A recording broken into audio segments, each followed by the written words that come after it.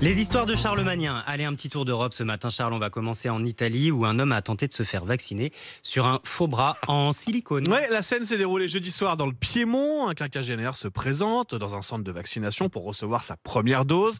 Il remonte sa manche afin de recevoir l'injection. Mais deux indices alertent l'infirmière. Une drôle de sensation quand elle touche son bras et puis surtout la couleur de ce bras qui ne correspond pas au reste du corps, en fait, à celle de son visage. Elle lui demande alors de retirer complètement sa chemise et elle a donc découvert le subterfuge. L'homme avait en fait un faux bras en silicone, plutôt bien fait au niveau de la forme, nous dit-on. Il lui demande alors à l'infirmière de faire comme si elle n'avait rien vu, c'est pas grave. Et elle a refusé. Elle lui a dit non, je vais quand même prévenir le responsable du centre, et les autorités italiennes ont pris tout ça très au sérieux.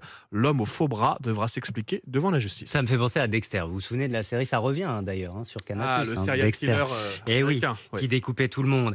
Partons au Danemark maintenant. 30 clients contraints de passer la nuit dans un magasin Ikea. Oui, on avait souri la semaine dernière avec ces 60 Anglais coincés dans un pub pendant 3 jours à cause de la neige. Les pauvres. C'est un peu la même chose pour ces Danois. Ils étaient dans leur magasin Ikea, sur le point de fermer ses portes. C'était le soir, tard.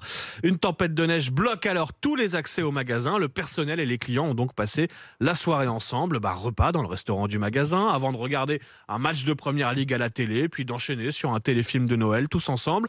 À 23h, chacun a été invité à choisir un lit au sein de l'espace exposition d'Ikea. Oui. Tout le monde a évidemment très bien dormi car nous avons d'excellents matelas, s'est vanté le directeur du magasin, qui a aussi ensuite offert le petit déjeuner à tout le monde avant l'ouverture du magasin le lendemain matin, ouverture avant laquelle tous les draps avaient été changés. Bien sûr, le directeur. Mais ce que je préfère entre le pub et Ikea. Non, mais 3 jours Non. Ouais, c'était 3 jours le pub. Ouais. Entre 3 jours de pub et une journée d'Ikea, moi j'hésite pas une seconde. Ouais, mais moi je crois que je prends Ikea. En tout cas, je préfère rester coincé dans Ikea plutôt que de rentrer à la maison avec le meuble Ikea à monter. Exactement. Tu vois, la soirée se finit mieux.